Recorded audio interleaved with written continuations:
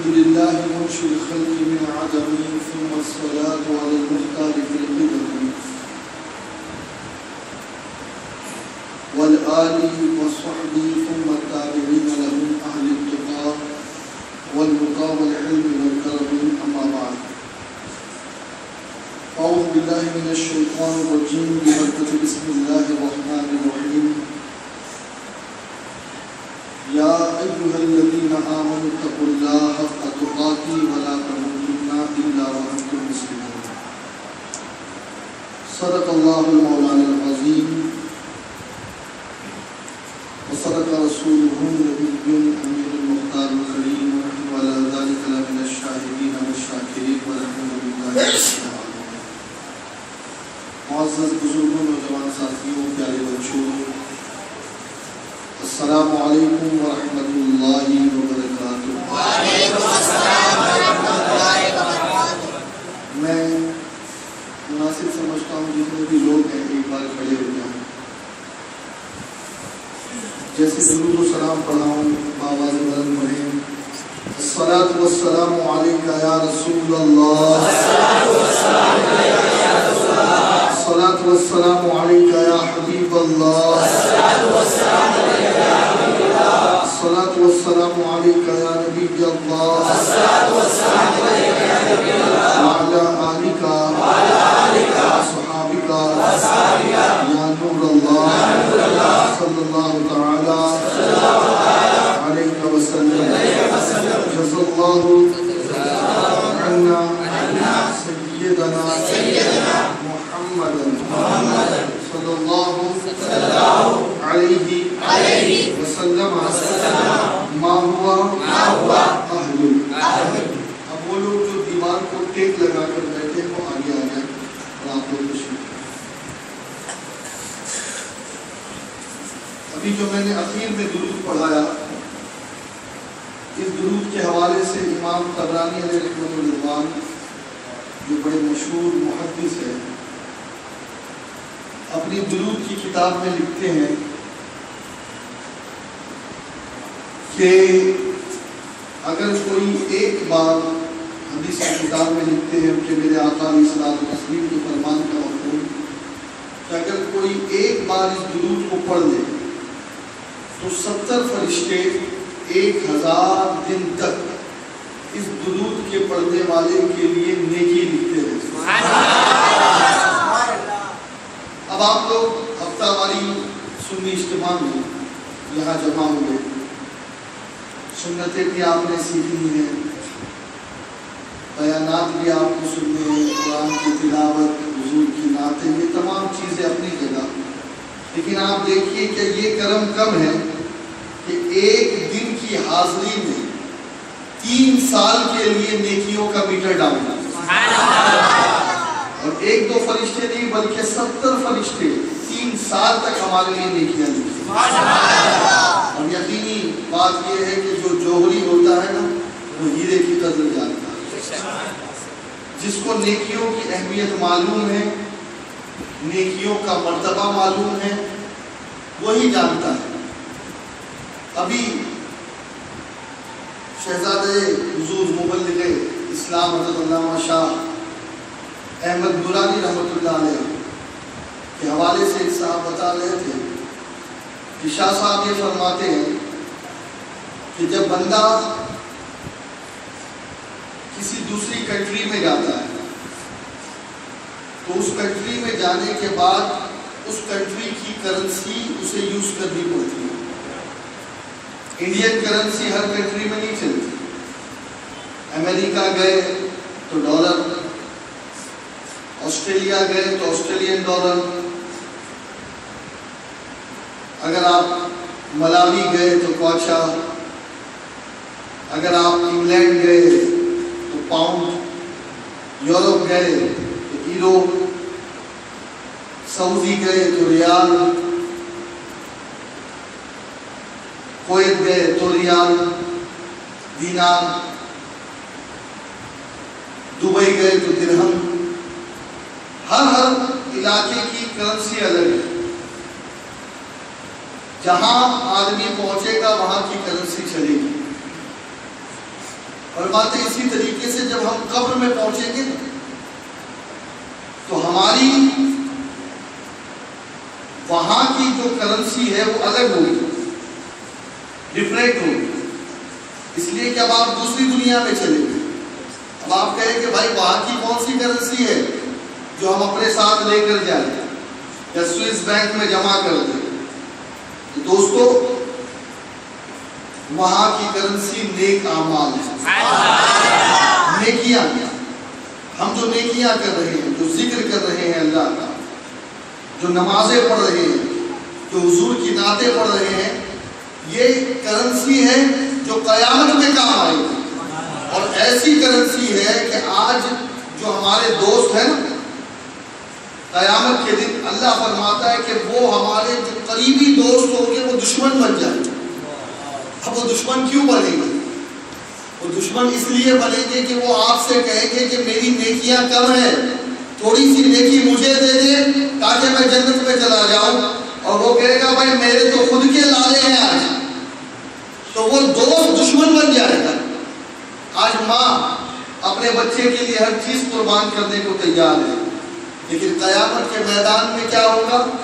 ماں جب ایک لوتے سے بھاگے، آ کہہ کے بلاتے ہی ہے، باپ جہاں بیٹے سے بھاگے لطف وہاں فرماتے ہی ہے کہ باپ بھی بیٹے سے بھاگے گا کہ آج بیٹا اگر مجھ سے سوال کر لے گا ایک نیکی کا تو میں کیا کروں؟ کوئی کسی کا نہیں ہوگا وہاں، تو بس وہی مالا مال ہوگا جس کے پاس نیک اعمال ہو۔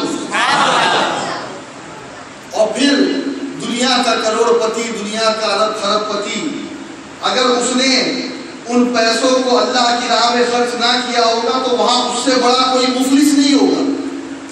بلکہ حضور نے ایک مرتبہ کہا معلوم ہے سب سے بڑا مفلس کون ہے؟ صحابہ نے عرض کیا رسول اللہ، اللہ اور رسول بہتر جانے۔ اور بات سب سے بڑا بھکاری، سب سے بڑا مفلس وہ ہے جو قیامت کے دن اس حال میں آئے کہ اس کے پاس کوئی نیکی نہ ہو۔ تو اسی لیے میرے پیارے آقا علیہ الصلوۃ والتسلیم کے پیارے دیوانوں، نیکیاں کرنا بھی ضروری ہے اور نیکیوں کو بچانا بھی ضروری ہے، ورنہ آج نیکی کرنے والا اپنی نیکیوں کو بہت آسانی کے ساتھ ضائع بھی کرتا نظر آ رہا ہے۔ اور ابھی مجھ سے بیشتر ہمارے ساتھی یہ کہہ رہے تھے کہ ہماری نیکی ہم سے کوئی نہیں چھین سکتا، چھین سکتا اور چھینے گی، اچھے اچھوں کی نیکیاں چھینے گی۔ حدیث پاک میں ہے کہ اللہ کے رسول صلی اللہ علیہ وسلم ارشاد فرماتے ہیں کہ ایک قاری قرآن اللہ کی بارگاہ میں آئے گا، اللہ فرمائے کہ اسے جہنم میں ڈال دو۔ کہے گا مولا میں قاری تھا، تیرے کلام کی تلاوت کرتا تھا، اللہ فرمائے گا سچ بتا کیا تیرے دل میں یہ بات نہ تھی کہ لوگ میری واہ واہ کرے، لوگ میری قرت کو پسند کرے، لوگ مجھے قاری کہہ کے پکارے، دنیا والوں نے تجھے دے دیا جو تو چاہتا تھا میرے یہاں مجھے۔ ایسے ہی ایک بہت بڑا دولت مند سخی انسان اللہ کی بارگاہ میں پہنچے گا، دولت مند، ملینر، بلینر، رب فرمائے گا اسے بھی جہنم میں ڈالے گا۔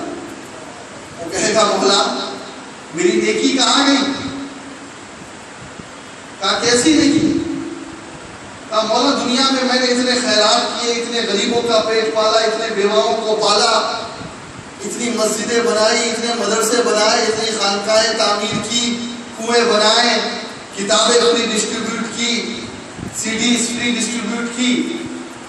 اللہ فرمائے گا یہ بتا کیا تیرے دل میں یہ بات نہ تھی کہ دنیا والے تجھے سخی کہیں؟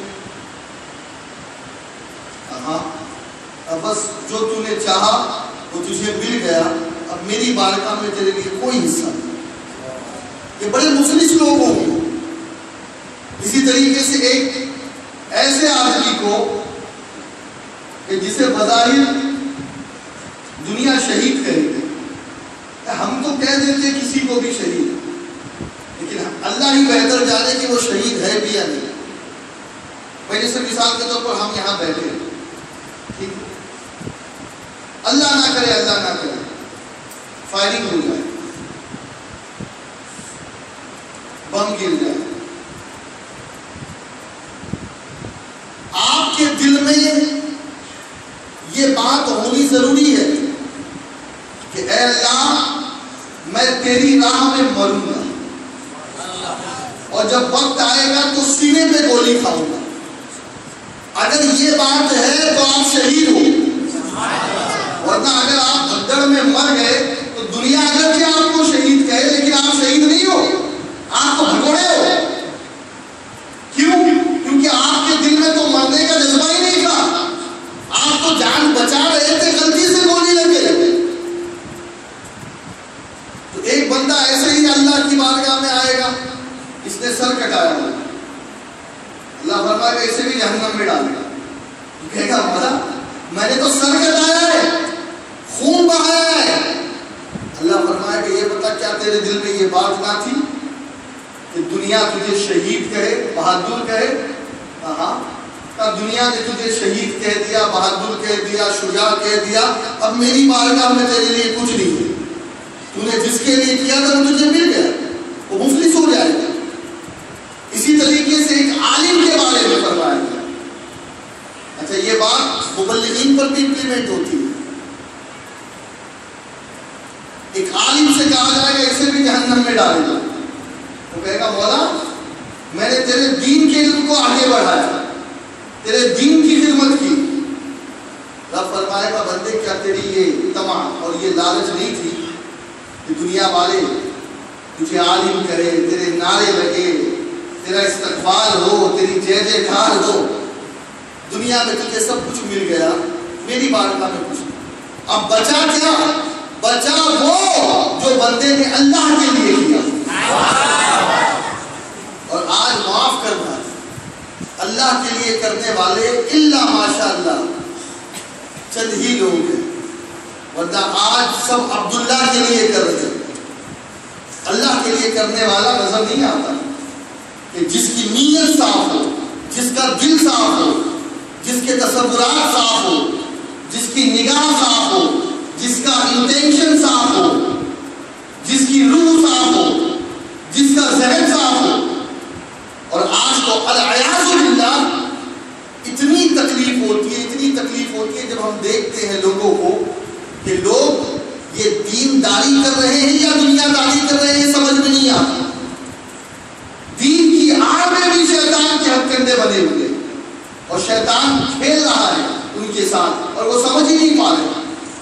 اور یاد رکھو کبھی کبھی شیطان کسی کو بے نمازی بن کر کے مارتا ہے، بے نمازی رکھ کر کے اسے جہنم کے قریب کرتا ہے، اور کبھی کبھی اسے نمازی بنا کر کے اس پہ ایسا اٹیک کرتا ہے کہ پھر وہ حواس باختہ ہو جاتا ہے، اسے سمجھ میں بھی نہیں آتا اور اس کی نمازیں ضائع ہو جاتی ہیں۔ بس ایک بات عرض کر کے میں اپنی گفتگو کو آگے بڑھاؤں۔ ذوالخویسرہ تمیمی سیاہ ستہ کی اکثر کتابوں میں اس کا ذکر موجود ہے۔ یہ ایک مرتبہ حضور کی خدمت میں آیا، اب جیسے یہ حضور کی خدمت میں آیا، یہ پکا منافق تھا،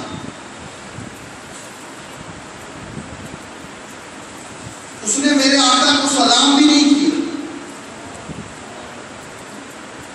اب جیسے ہی وہ حضور کے قریب آیا تو حضور نے اس سے پوچھا سچ سچ بتا کیا جب تو یہاں آیا تھا تیرے ذہن میں یہ بات نہ تھی کہ یہاں جتنے لوگ بیٹھے ہیں ان سب میں سب سے زیادہ اللہ کی عبادت کرنے والا تو ہے؟ توجہ دینا۔ اس نے کہا ہاں یہ بات تو میرے دل میں تھی۔ دیکھیے حضور کا علم غیب دیکھیے، اور اس خبیث کی بدبختی دیکھیے کہ سب میں ان سب میں حضور بھی تھے۔ لیکن اس کے ذہن میں کیا تھا؟ یہ سب تو پانی کم ہے، میں ہی ہوں جو بہت بڑا عابد ہوں، مجھ سے زیادہ قرآن پڑھنے والا کون، مجھ سے زیادہ سجدہ کرنے والا کون۔ آپ دیکھیے شیطان کیسے مارتا، بعد وہ جب نماز پڑھنے لگا حضور نے فرمایا کون ہے اسے مارے گا؟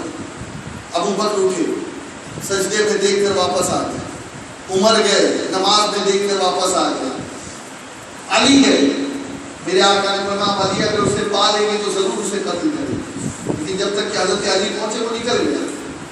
میرے آقا نے فرمایا اسے اچھی طریقے سے دیکھ لو, اسی کی نسل سے ایک ایسی قوم پیدا ہوگی جو قرآن بہت میٹھی آواز سے پڑھے گی لیکن قرآن ان کے حلق کے نیچے نہیں اترے گا. تم ان کی عبادتوں کے سامنے اپنی عبادتوں کو ہینچ ڈالو گے. یہ صحابہ سے حضور نے کہا, صحابہ سے بڑھ کے نمازی کون, روزے دار کون, متقی کون, لیکن حضور فرماتے تم اپنی نمازوں کو ان کے آگے ہینچ ڈالو گے.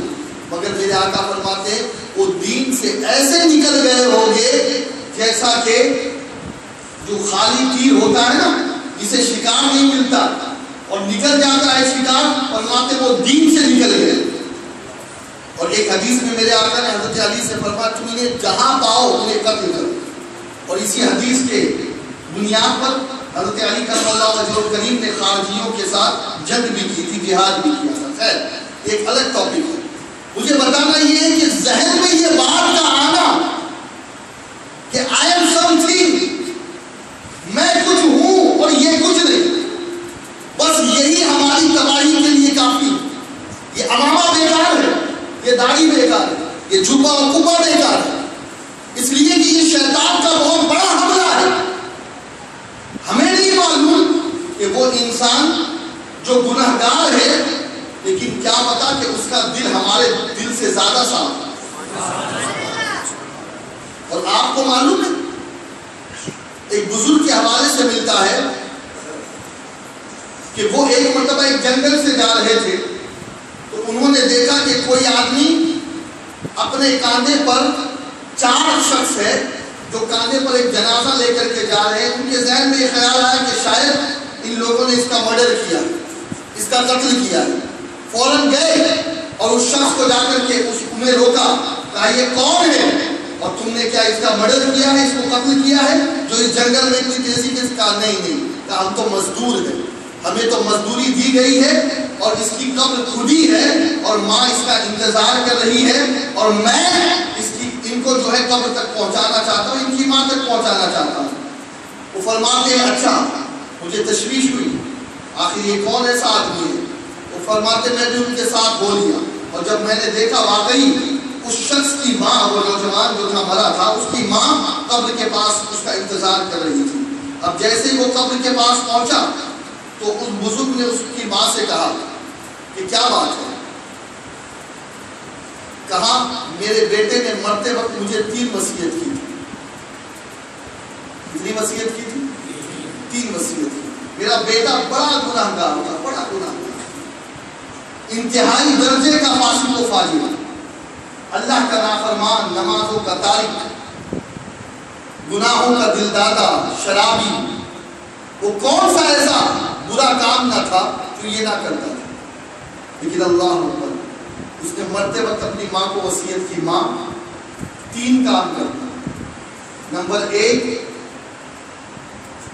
جب میں مر جاؤں گا تو میرے گلے میں ایک پھانسی کا پھندا ڈال کر میری لاش کو پورے محلے میں گھمانا, پورے شہر میں گھمانا, اور پورے شہر میں گھمانے کے بعد لوگوں کو بتانا یہ دیکھو یہ ہے اللہ کے نافرمان کا حشر, اور اللہ کے نافرمان ایسے ہی ہوتے ہیں. نمبر 2, میری لاش کو پورے شہر میں گھمانے کے بعد, اسے جنگلوں کی سیر کرانے کے بعد, اور پھر مجھے دفنا دینا اور یوں ہی مجھے قبر میں پٹک دینا. اس قسم کی اس نے وصیت کی تھی. آپ نے فرمایا پھر کیا ہوا, کہا بس میں اسی کا انتظار کر رہی تھی کہ میرے بیٹے کی لاش آئے اور میں اسے دفناؤں. کہا لیکن سنو, جب میرے بیٹے کی لاش کو ہم سڑک پر لے کر کے پھر رہے تھے اس وقت حاطف غیبی سے آواز آئی, خبردار میرے بندے کے ساتھ ایسا مت کرنا, اس لیے کہ اس کی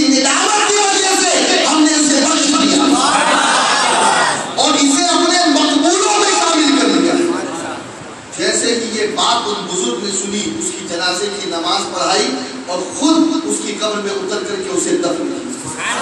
کیا بات سمجھ میں آئی؟ یاد رکھو یہ نماز، یہ روزہ، یہ حج، یہ زکوٰۃ، یہ داڑھی رکھنا، یہ امامہ پہننا، یہ دین کا کام کرنا، یہ سب گھرے کا گھرا رہ جائے گا۔ اور ہو سکتا ہے کہ ان اعمال میں اگر اخلاص نہ ہو تو اللہ اس کی وجہ سے ہمیں جہنم میں ڈال دے، لیکن ایک گناہگار اگر گناہ کرنے کے بعد اللہ کی بارگاہ میں دل سے طائب ہو جائے تو اللہ اسے بھی اپنا محبوب بنا دے۔ اور سنو، اللہ قرآن مقدس میں ارشاد فرماتا ہے یا ایھا الذین آمنوا اتقوا اللہ حق تقاته ولا تموتن الا وانتم مسلمون۔ اے ایمان والو، اللہ سے ڈرو، پرہیزگار بنو، تقوی اختیار کرو، اور ایسے ڈرو جیسے اس سے ڈرنے کا حق ہے۔ اپنی مرضی کے مطابق نہیں، اپنی سوچ کے مطابق، اپنے فہم و فراست کے مطابق نہیں، بلکہ اللہ فرماتا ہے جیسے اللہ سے ڈرنے کا حق ہے ویسے ڈرو، جیسے اس کی شان اعلیٰ، جیسے اس کا مقام اعلیٰ ہے، جیسے اس کی بارگاہ اعلیٰ ہے۔ تو ظاہر سی بات ہے کہ جتنی اعلیٰ بارگاہ ہوگی اتنا زیادہ اس کا خوف ہوگا۔ اور پھر کیا کہا کہ تم مت مرنا، مگر مرنا تو مسلمان ہو کر مرنا، یعنی اللہ کے آگے سر خم تسلیم کر کے مرنا، اس کے نافرمان بن کر مت مرنا۔ اب آئیے اس آیت مبارکہ کی روشنی میں ہم چند باتیں سمجھنے کی کوشش کرتے ہیں۔ نمبر 1، تقویٰ۔ تقویٰ کسے کہتے ہیں؟ تقویٰ کس چیز کا نام ہے؟ آج ہر کوئی اپنے آپ کو مسلمان کہنے میں ذرا بھی پیچھے نہیں ہٹتا۔ بھائی تم مسلمان ہو؟ ہاں مسلمان ہو۔ کیا تم مومن ہو؟ ہاں مومن ہو۔ لیکن سمجھ نہیں رہے کہ زبان ہلا دینے کا نام مسلمان ہونا یا مومن ہونا نہیں ہے۔ مسلم وہ ہے جو اللہ کے آگے اپنے آپ کو پیش کر دے، جھکا دے، اللہ کے حکم کے آگے اپنے آپ کو سرنڈر کر دے، بچھا دے، وہ مسلم ہے۔ اور جو اللہ کی مان لے، اللہ کو مان لے، وہ مومن ہے۔ اور سنیے متقی کون ہے؟ اس کی بڑی تفصیل ہے، اس کی بڑی بحثیں ہیں، اور آپ وقتاً فوقتاً مبلغین سے سنتے رہتے ہوں گے متقی کے حوالے سے۔ ولیوں کی صفت بھی اللہ نے بیان کی تو یہی کہا الذین آمنوا وکانوا یتقون۔ بہت جگہ قرآن میں تقوی کا ذکر آیا ہے، سینکڑوں جگہ اللہ نے تقوی کا ذکر کیا۔ لیکن آج میں چند باتیں اور تقوی کا مفہوم آپ کے سامنے رکھنے کی کوشش کر رہا ہوں۔ تقوی کہتے کسے؟ تقوی کس شے کا نام ہے؟ متقی کون ہے؟ کس کی زندگی میں تقوی موجود ہے؟ کس کی زندگی سے تقوی جھلک رہا ہے؟ کس کے کردار سے تقوی جھلک رہا ہے؟ ڈاکٹر اقبال نے کہا تھا نا، زبان سے کہہ دیا جو لا الہ تو کیا حاصل، دل و نگاہ مسلمان نہیں تو کچھ بھی نہیں۔ زبان سے اپنے آپ کو متقی کہنا بہت آسان ہے، میں اللہ سے ڈرتا ہوں۔ It's very easy to say I have fear of Almighty Allah, I am pious۔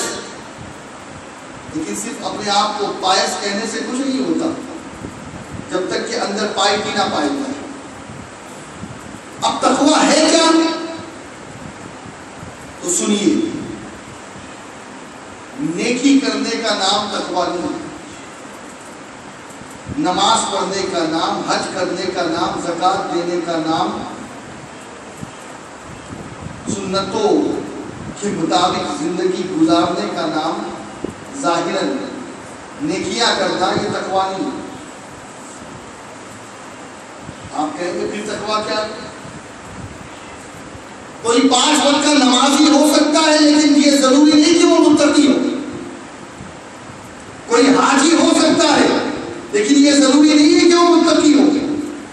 کوئی زکوٰۃ دینے والا ہو سکتا ہے لیکن ضروری نہیں ہے کہ وہ متقی ہو۔ ہے لیکن ضروری نہیں کہ وہ متقی ہو. کیوں؟ اس لیے کہ متقی ہونے کے لیے جو چیز ضروری ہے وہ کیا ہے؟ دیکھیے، نیکی کرنے والے کے لیے یہ چیز پاسبل ہے کہ نیکی کرنے والا گناہ بھی کرے. مجھے بتائیں آپ، کیا نماز پڑھنے والے جھوٹ نہیں بولتے؟ کیا نماز پڑھنے والے گالی نہیں دیتے؟ کیا نماز پڑھنے والے غیبت نہیں کرتے؟ کیا نماز پڑھنے والے چغلی نہیں کرتے؟ کیا نماز پڑھنے والے سود نہیں کھاتے؟ کیا نماز پڑھنے والے لوگوں پہ ظلم نہیں کرتے؟ کیا نماز پڑھنے والے بدکاری اور عیاشی نہیں کرتے؟ تو آپ کہیں کہ نہیں، نماز پڑھنے والے کبھی کبھی یہ بھی کرتے نظر آتے ہیں. تو نماز پڑھنے والا متقی نہیں، کیونکہ وہ گناہ کیوں کر رہا ہے؟ حج کرنے والے کا بھی حال کچھ ایسے ہی ہے. آج کل تو میں کیا بتاؤں آپ کو، حرم میں بھی لوگ جاتے ہیں نا، اپنے حج گنواتے ہیں. یہ تیرا کون سا سفر ہے؟ یہ میرا اتنا سفر ہے، یہ 10واں 20واں سفر ہے. لیکن معاذ اللہ ثم معاذ اللہ، ان لوگوں کی کیفیت یہ ہے کہ وہ ایک پکنک اور ایک ٹور سے زیادہ اس سفر کی اہمیت کو نہیں سمجھتے. جیسے حج سے پہلے تھے ایسے ہی حج کے آنے کے بعد ان کے اعمال ہے، بلکہ کہیں کہیں تو یہ دیکھا گیا ہے کہ اور زیادہ لوگوں پہ وہ ظلم کرتے نظر آتے ہیں جو حاجی ہیں. جی جناب، ایسے ہی داڑھی رکھنے والوں کا بھی کچھ حال ایسے ہی. بلکہ ابھی کسی جگہ میں گیا تھا تو وہ یہ کہہ رہے تھے کہ یار کسی غیر مسلم سے بزنس کر لینا، وہ تو دھوکہ نہیں دے گا لیکن ایک مسلمان ضرور دھوکہ دے گا.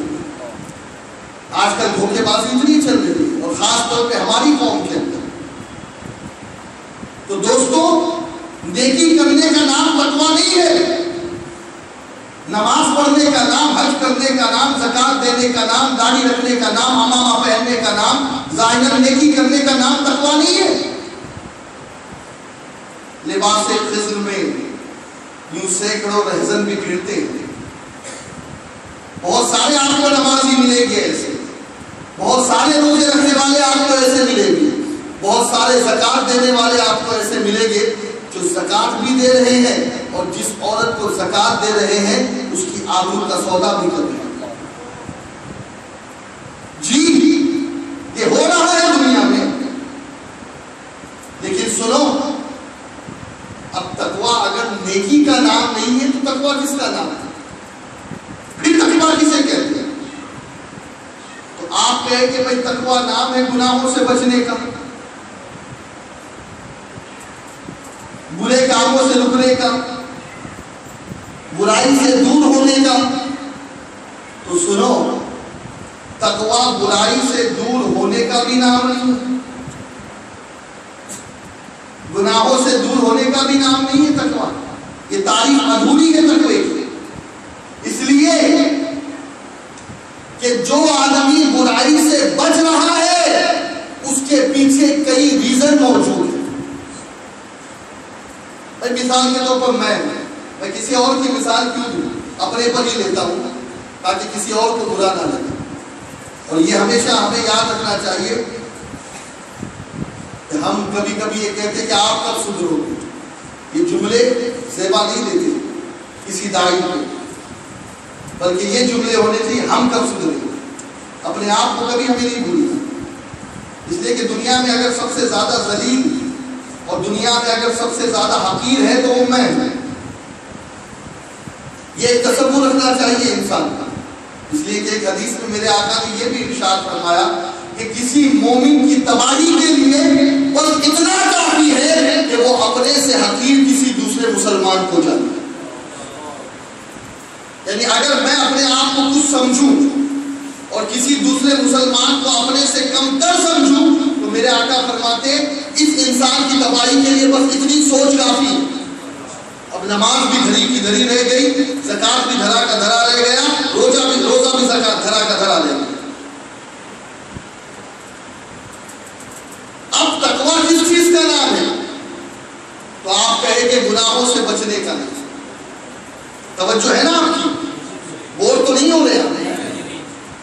اس لیے کہ ہمارا مزاج بھی کچھ ایسے ہی بن گیا ہے کہ لمبے لمبے واقعات اگر بیان کیے جائے تو انٹرسٹ آتا ہے, اسٹوریز میں بڑا انٹرسٹ آتا ہے, لیکن جب کوئی بات اور کوئی تصوف یا افہام و تفہیم کی باتیں ہو تو پھر آدمی تھوڑا سا کوفت بھی محسوس کرتا ہے. آپ دیکھیے ایک انسان گناہ کیوں نہیں کرتا؟ میں اپنی مثال پیش کرتا ہوں. میں مسجد سے باہر نکلا, سامنے سے جوان خوبصورت حسیناؤں کا ٹولہ آ رہا. میں نگاہ اوپر نہیں کر رہا, نیچے یہ نگاہ. کوئی میرے دل سے پوچھے کیا بات ہے, کیوں تم ایسا کر رہے ہو, تو میرا دل کہے گا یار میں عمامہ پہنا ہوا ہوں, لوگ کیا سوچیں گے, میرے چہرے پہ داڑھی ہے, لوگ کیا سوچیں گے, میں نے ابھی نماز پڑھائی ہے عشاء کی, لوگ کیا سوچیں گے, یہ دیکھو یہ امام صاحب, یہ دیکھو یہ مبلغ صاحب. ہوتا ہی ہے, لوگوں کا ڈر ہے. کوئی لڑکا ہے محلے میں رہتا ہے, اس کے ارادے نیک نہیں ہے, لڑکی ہے اس کے بھی ارادے نیک نہیں ہے, دونوں چاہ رہے ہیں کہ بھاگ جائے, لیکن لڑکا بھی نہیں بھاگتا, لڑکی بھی نہیں بھاگتی. کیوں؟ تصور یہ ہوتا ہے کہ اگر میں بھاگ گیا اس لڑکی کو لے کر کے تو میرے ماں باپ کی عزت کے ٹکے ہو جائے گا, میرے ماں باپ کی عزت نیلام ہو جائے گی. ہوتا ہے سوسائٹی میں میرے گھر کا وقار مجروح ہو جائے گا. لوگ کیا کہیں گے میرے بارے میں, لوگ کیا سوچیں گے میرے بارے میں. انسان اس لیے بھی گناہ سے بچتا ہے. بچتا ہے یا نہیں بولو بھائی. شراب پینے کی طلب ہے, لیکن جیسے ہی بیئر بار میں داخل ہوا اور جیب میں ہاتھ ڈالا تو پرس چوری ہو گئی. تو شراب سے تو بچ رہا ہے, لیکن وجہ کیا ہے, جیب میں پیسہ ہوتا تو کرتا. ایسے ہی ایک آدمی زنا کے اڈے پہ پہنچ گیا, لیکن زنا کے اڈے پہ کسی سے اس کی نظر دو چار ہو گئی تو وہ زنا سے دور ہو گیا اپنی عزت بچانے کے لیے. لیکن اگر وہ نہ ٹکراتا تو وہ زنا ضرور کرتا. سمجھ رہی ہے نہیں آپ میری بات؟ کوئی دبئی پہنچ گیا, اب دبئی کا حال العیاذ باللہ جو جانتے ہیں وہ جانتے ہیں. وہاں کیفیت یہ ہے کہ کئی ایسی ہوٹلیں ہیں کہ جہاں پر مینو میں چائے کافی اور کھانے پینے کے ساتھ ساتھ ہر الگ الگ کنٹریز کی جو حسینائیں اور دوشیزائیں ہیں وہ بھی مینو میں پیش کی جاتی ہے. معاذ اللہ ثم معاذ اللہ. بلکہ ابھی ہمارے ایک ساتھی جو دہلی میں رہتے ہیں وہ مجھے بتا رہے تھے کہ اس وقت یونیورسٹی, کالجز اور ہائی اسکولز کا حال یہ ہو چکا ہے, کالج کیمپس کا حال یہ ہو چکا ہے کہ جس طریقے سے ایک آدمی کینٹین پر جا کر کے بڑی آسانی کے ساتھ چائے پی سکتا ہے, تکلیف ہوتی ہے چائے پینے میں کینٹین میں, وہ ساتھی بتا رہے تھے کہ اس سے بھی زیادہ آسان اس وقت کالج اور یونیورسٹی میں زنا کرنا. اتنا ماحول عام ہو چکا ہے, فیشن عام ہو چکا ہے, بے حیائی عام ہو چکی ہے آئے دن.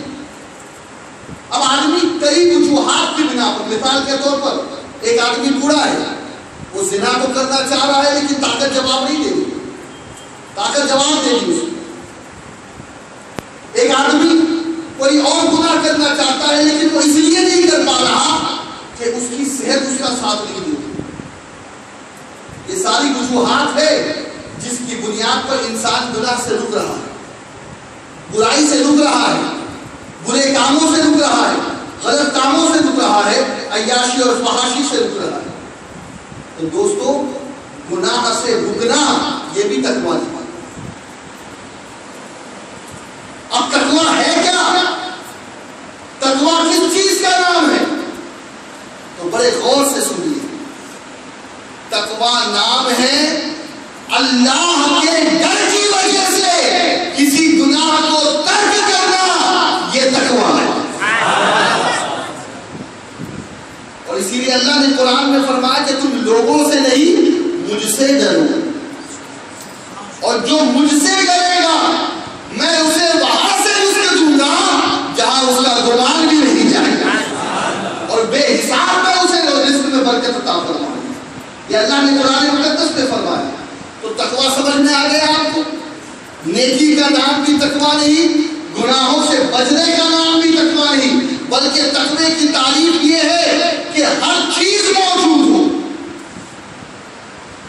جیسا کہ حضرت امام مسکی کا واقعہ آپ نے سنا ہوگا، ایک عورت گناہ کی دعوت دے رہی تھی لیکن انہوں نے اپنے آپ کو بچایا۔ یہ ہے تقویٰ۔ ہمارا تو حال یہ، ہم تو چانس ڈھونڈ کے پھرتے ہیں بھائی، کہیں اگر چانس مل جائے تو بھوکے بھیڑیے کی طرح ہم چپٹ جائیں۔ معاذ اللہ ثم معاذ اللہ۔ ہمارا نفس اتنا گندا ہو چکا ہے، ہمارے تصورات اتنے گندے ہو چکے ہیں، ہماری سوچ اتنی فرسودہ اور آلودہ ہو چکی ہے۔ لیکن سنو، اللہ کے رسول صلی اللہ تبارک و تعالی علیہ وسلم ارشاد فرماتے ہیں کل قیامت کے دن اللہ تعالیٰ اس جوان کو عرش کا سایہ عطا فرمائے گا کہ جس جوان کے سامنے کوئی عورت حسین خوبصورت حسن و جمال والی دعوت گناہ پیش کرے اور وہ نوجوان ہر چیز پر قادر ہونے کے بعد بھی اس عورت سے کہے میں تجھ سے یہ گناہ نہیں کر سکتا اس لیے کہ میں اللہ سے ڈرتا ہوں، اللہ اس جوان کو کل قیامت کے دن عرش کا سایہ عطا فرمائے گا۔ تقویٰ یہ ہے کہ ہر چیز کی پاسبلٹیز موجود ہو، ممکنات موجود ہو، اور اس کے باوجود بھی بندہ دنیا والوں سے ڈر کے نہیں بلکہ اپنے اللہ سے ڈر کے گناہ کو چھوڑے، وہ ہے مطلب۔ اور یہ بات اللہ والوں کے اندر تھی، یہ بات ولیوں کے اندر تھی۔ اور دوستو بس تقوی کے حوالے سے ایک اور مثال دے کر کے میں اپنی گفتگو کو ختم کروں۔ حضور سیدنا شیخ عبد القادر جیلانی البغدادی رضی اللہ مولا تبارک و تعالی عنہ، کتنے بڑے امام، کتنے بڑے امام۔ امام احمد بن حنبل خواب میں تشریف لاتے ہیں، کہتے ہیں کہ تم میرا مسلک اختیار کر لو، اس لیے کہ میرے مسلک کے ماننے والے بہت چند لوگ ہیں، کہیں ایسا نہ ہو کہ میرا مسلک ختم ہو۔ اتنے بڑے امام، ائمہ اربعہ میں سے ایک امام احمد بن حنبل آپ کے خواب میں تشریف، اور پھر آپ نے اپنے مسلک کو تبدیل فرمایا، شافعی تھے اور پھر حنبلی بنے، اور آخری دم تک دونوں مسالک پہ فتوے دیتے تھے۔ لیکن آپ دیکھیں ولیوں کی زندگی کیسی ہوتی تھی، اللہ والے کیسے ہوتے تھے۔ اللہ نے جو قرآن میں کہا الذین آمنوا وکانوا یتقون، ان کی زندگی میں تقویٰ کیسے کود کود کے بھرا ہوا تھا۔ ایک بزرگ فرماتے ہیں کہ میں خانہ کعبہ کا طواف کر رہا تھا، کعبے کا طواف کرتے کرتے مجھے اچانک کان میں ایک آواز سنائی، اور وہ آواز کیا تھی کہ اے اللہ میرے گناہوں کو معاف کر دے، اور اگر میرے گناہ ناقابل معافی ہو تو قیامت کے دن مجھے اندھا کر کے اٹھانا تاکہ لوگوں کے سامنے شرمندگی نہ ہو۔ آپ کی دعا مانگتے ہیں، مانگتے ہی نہیں؟ بولیے بھائی، اپنے گناہوں سے معافی مانگتے ہیں، لیکن آج تک کیا آپ نے کبھی ایسی دعا مانگی؟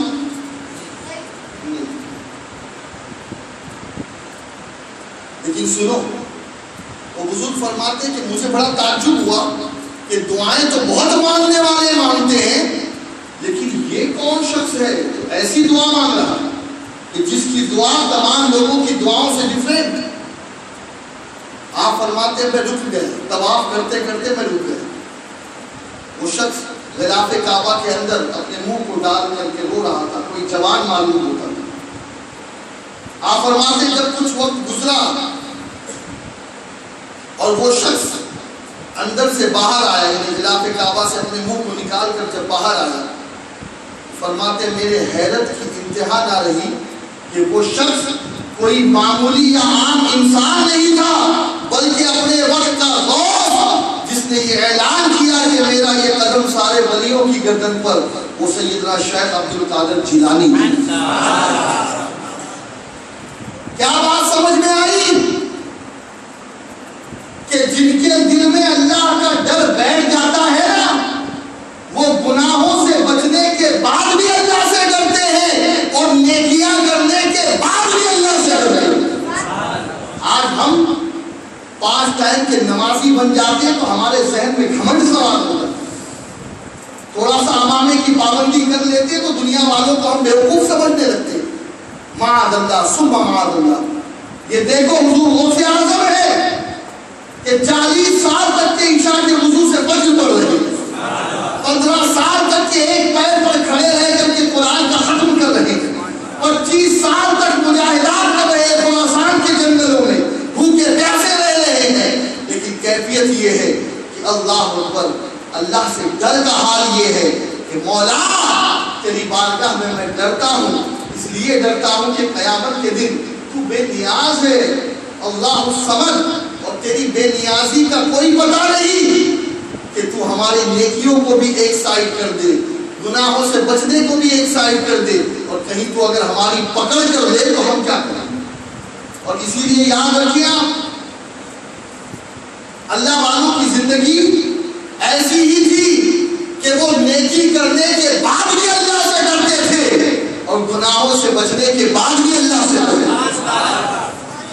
جی ایک لمحہ آپ ان کی زندگی کا ایسا نہیں بتا سکتے کہ انہوں نے کوئی گناہ کیا، لیکن اس کے باوجود اللہ کا ڈر آپ دیکھیں ان کے اندر کس قدر موجود ہے۔ اور یہی غوث پاک ایک مرتبہ تقریر فرما رہے ہیں، سبحان اللہ، تقریر کر رہے ہیں اور کہہ رہے ہیں اے لوگوں، اے مسلمانوں۔ جب غوث پاک کی تقریر، کبھی کبھی تقریر میں جب پلٹتے کہتے کہ اب ہم قال سے حال کی طرف آ رہے ہیں تو لوگ دش کرنے لگتے، کپڑے پھاڑ دیتے، کئی کئی جنازے اٹھتے آپ کی محفلوں میں سے تقریر۔ بے ایمانوں کو ایمان نصیب ہوتا اور بے پرہیزگار جو ہوتے، جو گناہگار ہوتے، انہیں تقویٰ اور ولایت کی دولت نصیب ہوتی، آپ کے محفل میں شہادت نصیب ہو جاتی، اللہ کے ڈر کی وجہ سے چیخیں نکل جاتی۔ آپ پڑھیے فتوحات ربانی، حضور غوث پاک کے تقاریر کا مجموعہ، ملفوظات کا مجموعہ۔ بس یہ آخری بات عرض کر کے میں اپنی گفتگو ختم کر رہا ہوں۔ حضور غوث اعظم ایک بار تقریر کر رہے ہیں، جلال کے عالم میں ہیں، اور فرما رہے ہیں او زندیقو، او منافقو، او زندیقو، او منافقو۔ لوگ حیران کہ حضور غوث اعظم کے سامنے جو مجمع بیٹھا ہے وہ تو ظاہراً مسلمان ہے، کوئی زندیق نہیں ہے، ظاہراً کوئی منافق نہیں ہے، لیکن غوث پاک جلال کے عالم میں فرما رہے ہیں او زندیقو، او منافقو۔ زندیق یعنی جو جہنم میں ڈالے جانے والا ہے، اور منافق وہ یہ عرف میں ہے، ورنہ حقیقی باتوں میں تو یہ ہے کہ دور رسالت معاف کے بعد کوئی منافق ہے ہی نہیں، مسلم ہے یا کافر ہے، بد مذہب ہے، گمراہ ہے، بد دین ہے، لیکن منافق کوئی نہیں دور رسالت معاف کے بعد، اس لیے کہ اللہ نے وہ نظر صرف مصطفیٰ کو عطا کی کہ جو یہ دیکھ سکے کہ باہر سے کون کیا ہے اور اندر سے کون کیا ہے۔ اس دور میں مومن ہوگا یا کافر ہوگا، منافق کوئی نہیں ہوگا، لیکن غوث پاک عرف میں فرما رہے ہیں کہ او منافقو، او زندیقو، او منافقو، او زندیقو۔ لوگوں کو حیرانی ہوئی، عرض کرے حضور آپ کسے منافق کہہ رہے ہیں، کسے زندیق کہہ رہے ہیں؟ اللہ اکبر۔ میرے غوث پاک فرماتے ہیں میں اسے منافق اور زندیق کہہ رہا ہوں جو لوگوں کے سامنے تو گناہوں سے بچتا ہے اور تنہائی میں گناہ کرتا ہے۔ تقوی کی جو بات یہ اس کی تعلیم ہے، میں اسے زندیق اور منافق کہہ رہا ہوں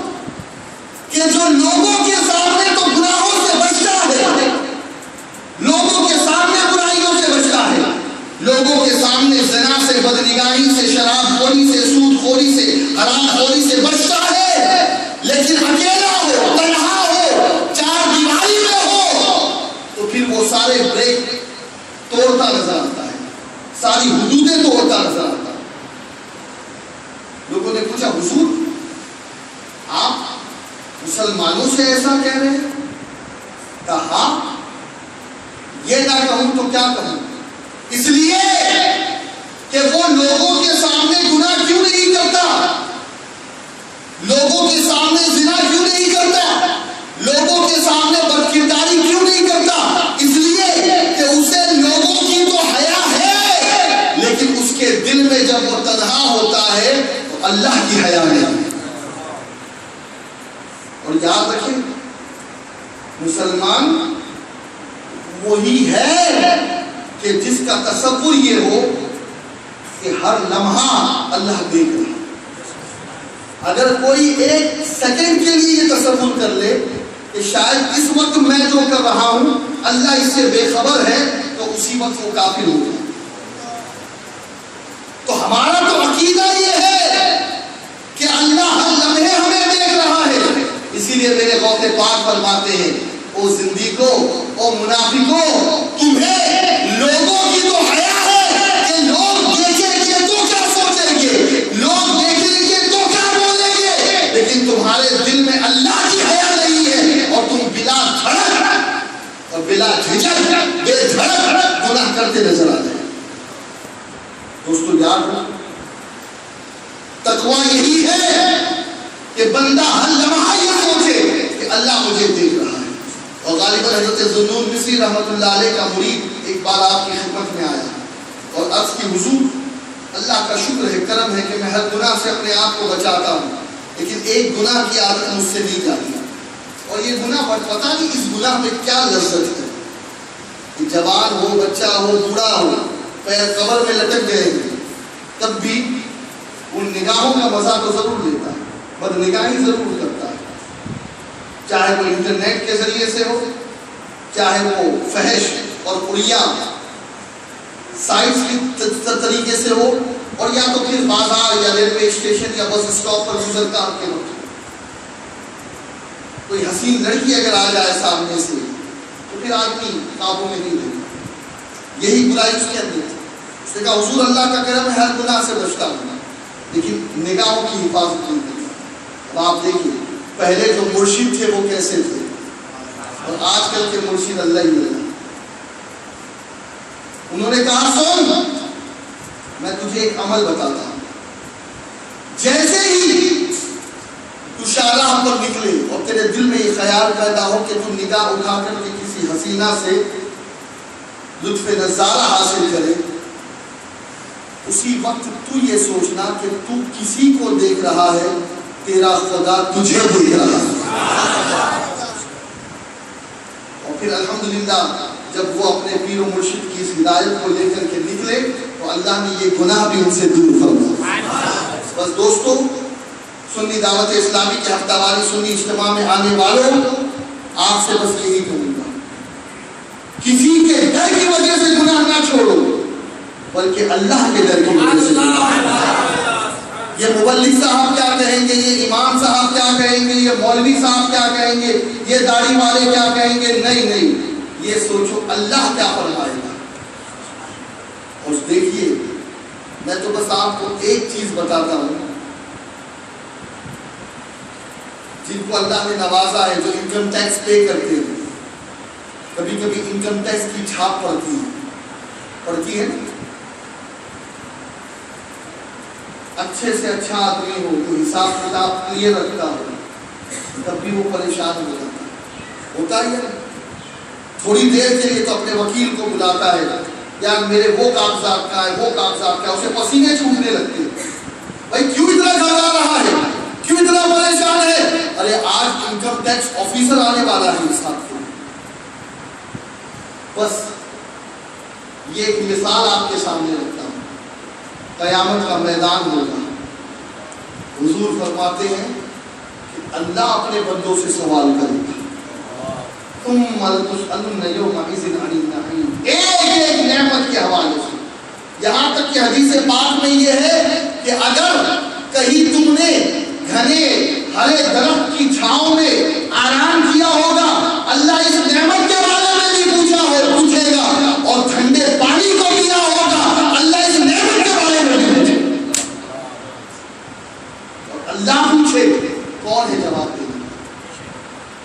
جواب دینے والا؟ ارے دنیا کا کوئی امام، دنیا کا کوئی مبلغ، دنیا کا کوئی انسپیکٹر، دنیا کا کوئی جج، دنیا کا کوئی انکم ٹیکس آفیسر، دنیا کا کوئی ایس پی، دنیا کا کوئی کمشنر اگر ہم سے کچھ سوال کر لے، تفتیش کر لے، آئی بی والا ہو یا پھر سیکورٹی والا ہو، تو آج ہماری حالت خراب ہو جاتی ہے۔ قیامت میں اگر اللہ نے پوچھ لیا بندے تو نے یہ کیوں کیا، ہم کیا جواب دیں؟ قیامت کی فکر کرو۔ سنی دعوت اسلامی فکر آخرت کو تازہ کرنا چاہتی، سنی دعوت اسلامی لوگوں کو متقی بنانا چاہتی ہے، اور تقوی کا صحیح مفہوم لوگوں کے ذہن و دماغ میں بٹھانا چاہتی ہے۔ اور تقوی یہی ہے، کسی کے ڈر کی وجہ سے نہیں، اللہ کے ڈر کی وجہ سے گناہوں کو چھوڑ دو، اللہ کے ڈر کی وجہ سے نمازوں کے پابند بن جاؤ، اور قیامت کا جب میدان ہوگا تو دوستو حال یہ ہوگا کہ آدم بھی کانپے گے۔ کون؟ انبیاء کی بات کر رہا ہوں میں، اولیاء نہیں، انبیاء۔ ابراہیم بھی کانپے گے، موسیٰ بھی کانپے گے، عیسیٰ بھی کانپے گے، ذوالکفل بھی کانپے گے، الیاس بھی کانپے گے، زکریا بھی کانپے گے، یحییٰ بھی کانپے گے۔ یہ سارے اولو العزم پیغمبروں کا حال یہ ہوگا کہ نفسی نفسی کہہ رہے ہیں، ایک ذات مصطفیٰ کی ہوگی جو امتی امتی ہے۔ سوال یہ پیدا ہوتا ہے کہ یہ تو اللہ کے قریب ہے نا بھائی، آدم اللہ کے قریب ہے، نوح اللہ کے قریب ہے، ابراہیم اللہ کے قریب ہے یا نہیں؟ بولو، کوئی شک ہے آپ کو کہ یہ اللہ کے قریب نہیں ہے؟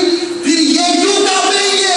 اس لیے کہ انہیں معلوم ہے اللہ الصمد، اللہ کو کسی کی نیکیوں سے کوئی فرق نہیں پڑتا۔ پوری دنیا اگر مل کر بھی اس کے خلاف ہو جائے، اس کی شان میں ذرہ برابر بھی فرق آنے والا ہے، اور پوری دنیا اس کی عبادت کرے تب بھی اسے کوئی فرق نہیں پڑنے والا۔ تو انبیاء جانتے ہیں کہ وہ رب بے نیاز ہے، اگر وہ پکڑ پہ آ جائے تو کہا ہے نا پیر بلے شاہ نے، عدل کرے تو پھر پھر کمڑ کچھیاں شاڑا والے، اور فضل کرے تے بخشے جاؤں۔ اللہ اگر عدل پہ آ جائے تو پھر اونچی اونچی شان والے بھی کانپیں گے، بڑے بڑے اولیاء کانپیں گے، انبیاء کانپیں گے، اور جب وہ فضل پہ آ جائے تو بھی بڑے بڑے پاپی بخشے جائے گا۔ وہ بے نیاز ہے، وہ بے نیاز ہے۔ اللہ تعالیٰ سے ہم اس کی رحمت کا سوال کرتے ہیں، ہم اس کی رحمت کے امیدوار ہیں۔ اللہ تعالیٰ اپنے دین کی سب کو ہم سب کو عمل کرنے کی توفیق عطا فرمائے۔